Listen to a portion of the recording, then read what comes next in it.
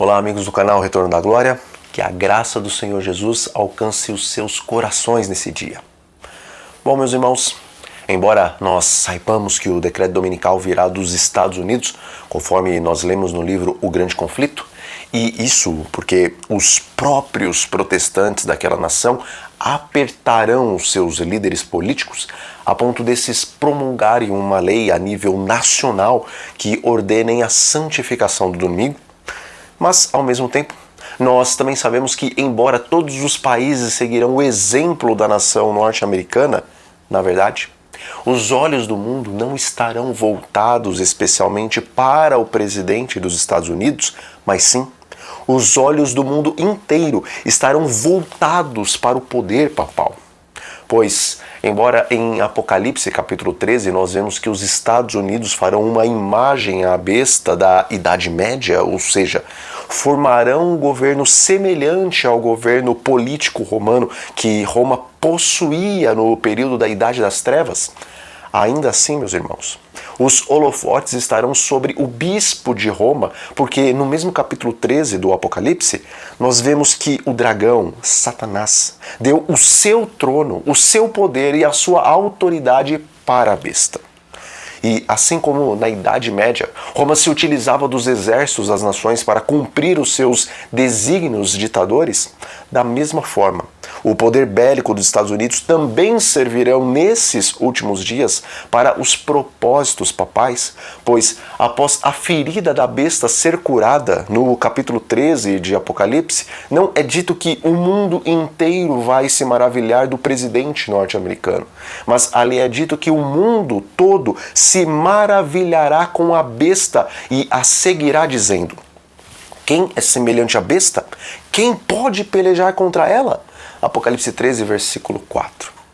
Então, meus amigos, embora o decreto dominical venha assim dos Estados Unidos, e embora seu poder bélico auxiliará os propósitos romanos, na verdade, a cabeça da nova ordem mundial apresentada no capítulo 13 de Apocalipse não é o presidente dos Estados Unidos, mas sim o bispo de Roma.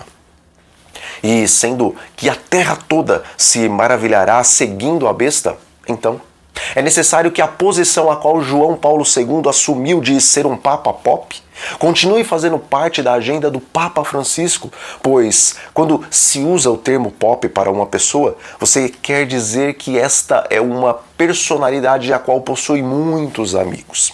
E como o propósito do bispo romano é que o mundo inteiro o siga, então ele deve ser amigo do mundo todo.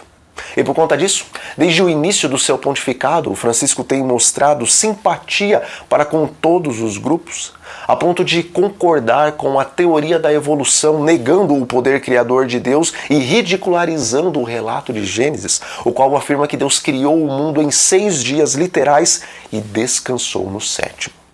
E agora, no momento em que o mundo está passando por vários desastres naturais e também na área da saúde, a encíclica Laudato Si tem acelerado o processo de fazer com que definitivamente o Papa caia nas graças do mundo inteiro. E amigos, no dia 23 de outubro de 2021, o bispo romano participará do evento Querida Terra, o qual trata-se de uma celebração global promovida pelo YouTube com o objetivo de debater o futuro do nosso planeta.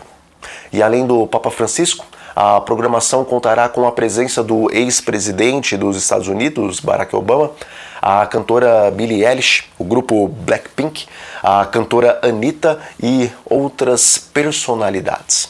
E segundo o YouTube, esse especial vem para inspirar e motivar o público a criar melhores e mais saudáveis condições para o nosso planeta por meio de contribuições de diversos líderes globais, criadores de conteúdo da plataforma, celebridades e também artistas.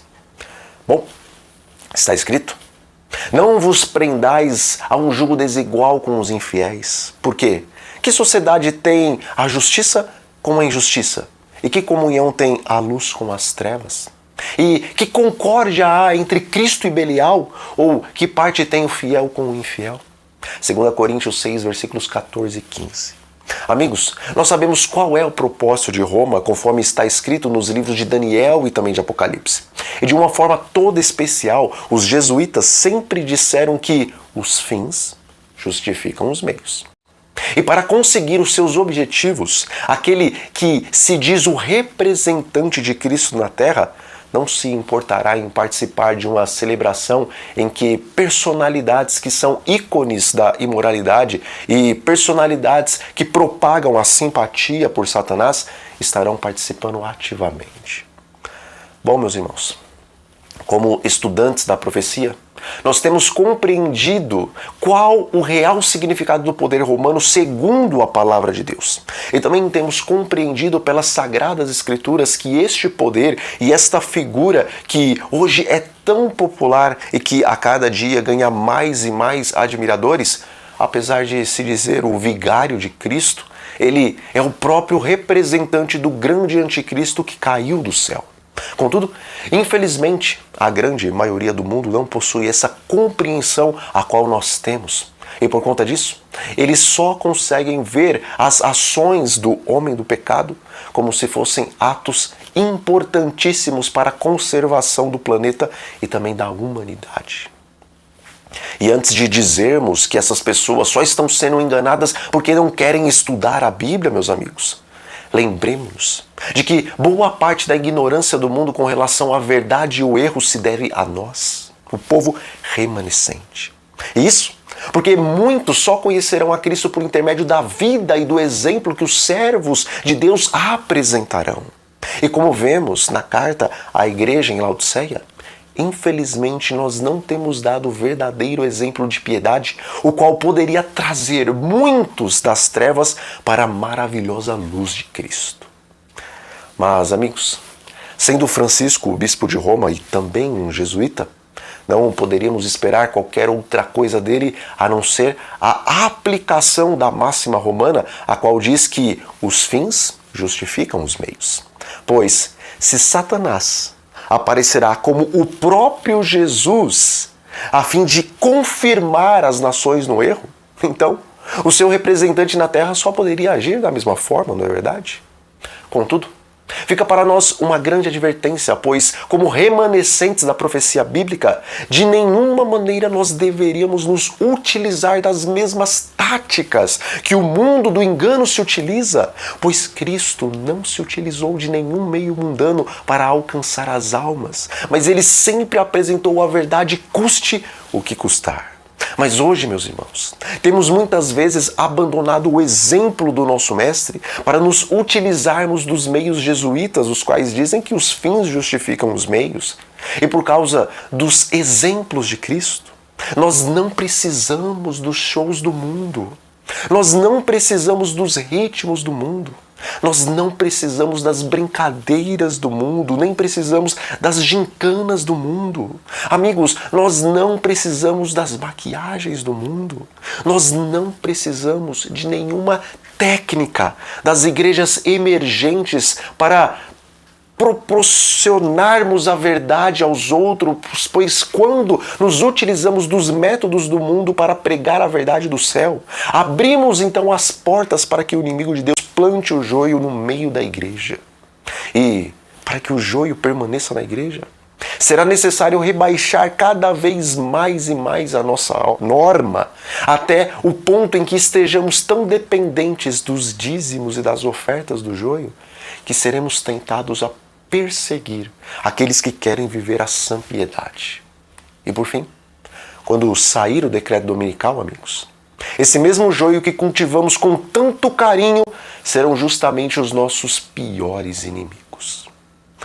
Amigos, o fim está próximo e não há mais tempo a perder, pois os de fora já estão preparados para aderirem à marca da besta, pois a grande maioria já vê a besta como a única capaz de melhorar o mundo e também de trazer paz e segurança para ele. Contudo, aqueles os quais farão frente à besta e à sua imagem, esses ainda não estão preparados para receber o selo de Deus, o qual será colocado sobre aqueles que desde agora vencerem o diabo, a carne e o mundo. Portanto, meus irmãos, não mais utilizemos os métodos do mundo para ganhar almas para Cristo. Pois a verdade, e somente a verdade, é um método que Jesus estabeleceu para que as suas verdadeiras ovelhas escutem a sua voz e se unam a um só aprisco. Bom, nós ficamos por aqui. E eu deixo um grande abraço a todos vocês, meus amigos. Eu desejo também que a paz de Cristo transborde em seus corações.